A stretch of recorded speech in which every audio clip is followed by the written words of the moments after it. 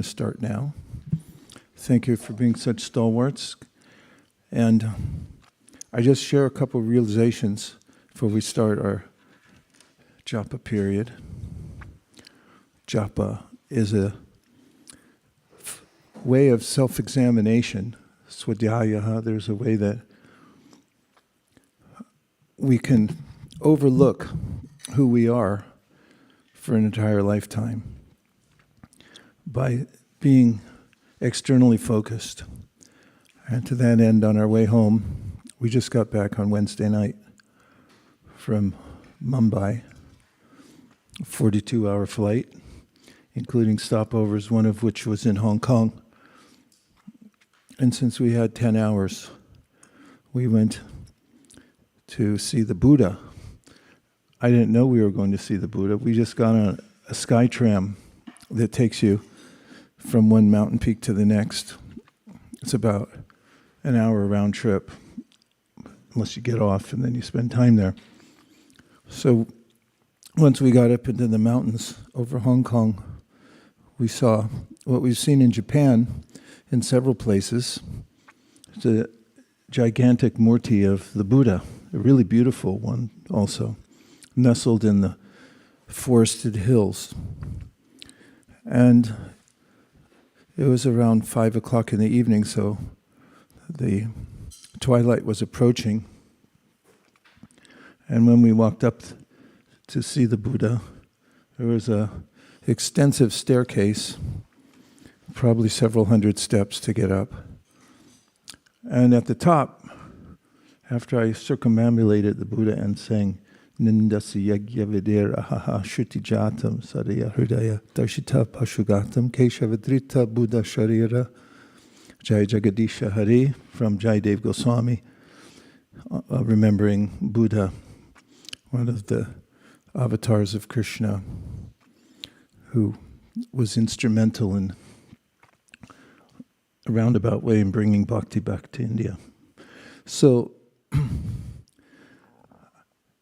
at the bottom of the hill, there were gift shops, music playing, and people running around trying to consume things, a lot of little restaurants and cafes.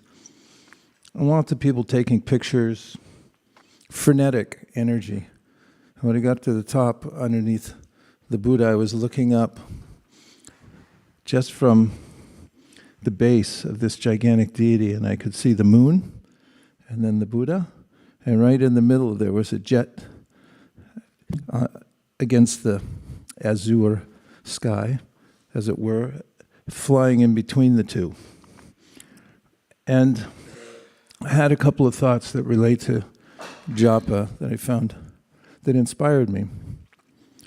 One is that the Buddha was just sitting there. In fact, he was known for his asceticism, in that you're considered an ascetic if you just sit in one place and look within, because that's all he was doing, really. Meanwhile, the jet flying through, I was imagining all the people going on business trips, vacations, and whatever else they might be doing, and the endeavor it took to put an airplane together. Srila Prabhupada Ki Jai. And as I was walking back down the steps, I was thinking of how famous the Buddha is. Millions, if not billions of people worship the Buddha around the world. And if you mention his name anywhere, people recognize something about him. And I was thinking, how is he famous? He was just sitting there.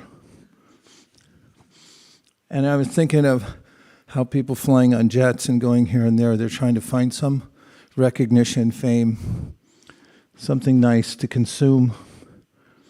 And their lives may not be nearly as consequential as the Buddha's. And all he did was sit there, really. At least that's the pose in the deity, that mūrti form. He's famous for being contemplative and just sitting. I was thinking that that's important. To take time, at least every day, to sit and contemplate. Who am I? What is consciousness? What is animating the body, as Krishna talks about in the Bhagavad Gītā? And what is my connection with the world and the source of the world. Those are important topics. And nowadays they're given a sense of, people give these topics a sense of superficiality, say, oh, well, that's just faith, or something insubstantial or wispy. The real thing is science, and build airplanes and bombs and so forth for progress in the world. But we come from a different culture where real progress comes from nigama. In fact, the Bhagavatam is called nigama kalpa tora galitam palam, looking inwardly. So japa is a very deliberate way of taking time to examine yourself. And what's more, and most importantly, what's our relationship with Krishna? Krishna's a person. And last point, so I know we all want to chant japa, and that is that in the Bhagavad Gītā, Krishna talks about how to contemplate. He talks about if you contemplate the external sense objects, you'll get attached to them, and then there'll be a problem for you, especially if you contemplate them with the idea that I'm going to try to enjoy it. And then at the beginning of the 8th chapter of the Gita, Arjuna asks Krishna, how do I remember you, especially at the time of death? And then Krishna gives this succinct, very beautiful answers about how if you remember me at the time of death, you'll attain me, and whatever you think of, whatever you're attached to, you'll attain that. And then he says, Tasmat sarveshu kaleshu mamanusmarayudyacha. Therefore, he says, Tasmat, you should practice throughout your life remembering me and going on with your work, in Arjuna's case, fighting. And then he says, Abhyasa yoga yuktena, practice it. Abhyas means do it over and over again, every day. Then finally, the payoff verse from that section, he says, Kavim Puranam Anushashitaram. So I got really fascinated with the first word of that verse, Kavim. Kavim means, in Prabhupada's translation, the one who knows everything. I was comparing that with Buddha, which means the intelligent one. And Kavim, Krishna, he's telling us, himself personally, Krishna, the Supreme Personality of Godhead, when he's saying, here's how to remember me, the first word he utters is Kavim, the one who knows everything. So I was thinking, even as I'm still walking down the steps, I was thinking, so what does that mean, he knows everything? It also means he knows me, most importantly, because don't we always consider, doesn't it always come back to, well, what's in it for me? And so I was thinking, if he knows everything, he also knows me, and he knows me right now. And he's aware of who I am, where I've been, I don't even know that, or where I'm going, I don't even know that. But he knows everything. And I found solace in that there is somebody, Krishna, who knows me perfectly well. He knows everything I've been through, why I'm even in the material world in the first place, and so on. And in japa, we can take shelter of that. As if you consider, when you're chanting and meditate on Krishna as the one who knows everything, and he knows me right now, in this very moment. He knows my psychic movements, he knows every arrangement I'm planning to make, and what's going to become of that, and so forth. And we can really take shelter of chanting his names and remembering him as Kavim, the one who knows everything. And then final point, which is, it's a good idea to sit there for a while. Just remember the Buddha, he's sitting on hilltops all over the world in his mūrti form, and everyone comes there and says, good for you. So good for us if we're able to sit for a while and just be contemplative and remember it's a kind of an austerity, because the mind says, why are you sitting there? Why don't you get up and do something useful? Why don't you make something or get promoted or something like that? Well, this is a different kind of promotion that we can attain by taking the time to sit and chant. Om Tat Sat. Dear Srila Prabhupada, dear Sri Chaitanya Mahaprabhu, Shri Panchadava, dear Buddha Dev, if you so desire, please empower us to be introspective and remember Krishna as the one who knows everything. Om Tat Sat. Hare Krishna. We have a few moments for reflection, specifically about japa And if you have any reflections on the comments I made in the beginning, or if you have realization from your chanting, then please share. Here come the microphones. I really appreciated what you said about the importance of smaran. Recently, I was talking with a couple different devotees. Each of them are in a state where their bodies and their senses are not working as well as they once did. And each of them were expressing how they wish they had more taste for services and activities that are maybe like chanting, that are maybe simpler, or just at a higher degree of smaran within their practices. Because as their bodies and senses aren't working as much, smaran has the least barrier to entry when it comes to doing devotional service of Krishna consciousness. So cultivating taste for that, which is what the verse you mentioned said, is very important. So that's one thing I would like to at least try to focus on more for myself. Thank you very much. Going back to one of the verses I quoted, Abhyasa yoga yuktena chetasana nyagamina paramam purusham divyam yati partanu chintayan. And then in this verse, Krishna mentions that abhyas. It's a useful word because it means that you do something repeatedly. And if you do it correctly, or as correctly as possible when you do it, then you come to a point of siddha, or perfection in the practice. And I have a quote in that matter, just regarding practice, that I wrote down that I like too much. It says, under pressure, you don't rise to the occasion, you sink to the level of your training.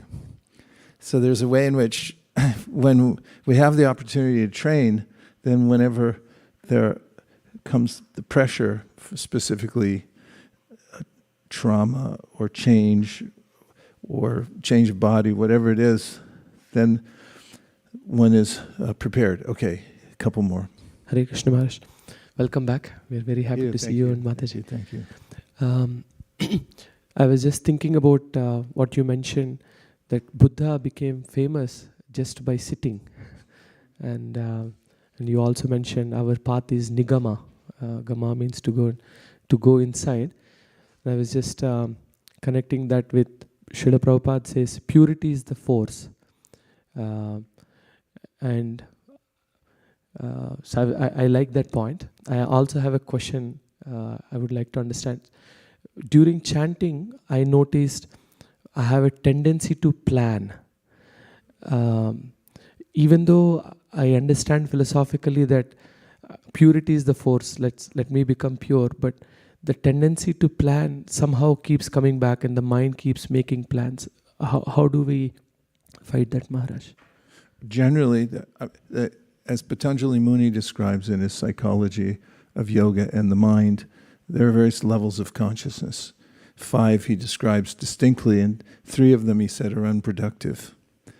And one of them has to do with the machinations of how am I going to protect myself, how am I going to advance my career, how am I going to answer all my emails, pay my taxes. That's a level of consciousness. So in meditation on the holy name, of course, just the act of dedicating oneself to hearing the holy name is all that's necessary. Forget the mind. Just go straight from the lips to the ear, as Sri Takirti Prabhupada mentioned. And just recognize that there's a level of consciousness where we're always planning, and it's much about self-preservation. Because if I don't plan, then how am I going to help myself? And the idea of Krishna being Kavim, he's the knower of everything. Kavim Puranam Anishashitaram, and not only that, he's the maintainer of everything. So just let him do it. Don't worry, he already knows it.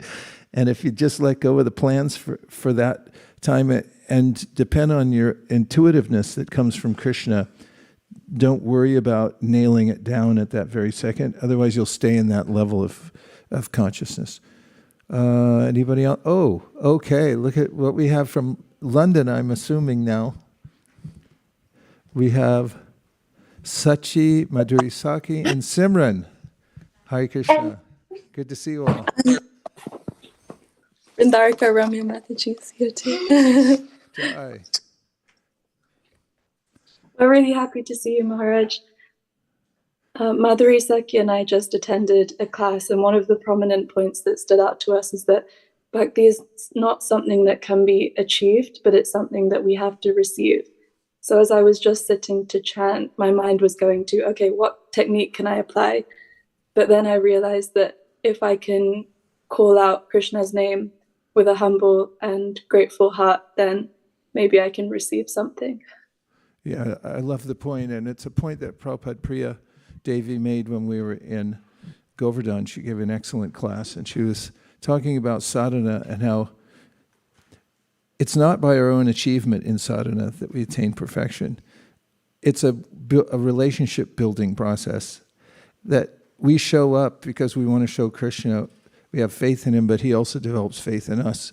And when that relationship thickens because of mutual trust, he reveals everything. And she went on to say, oh, it's all Krishna. It all comes from Krishna, all advancement, all knowledge, every step we make. So you make thank you for passing on that excellent point, and great to see you all together there.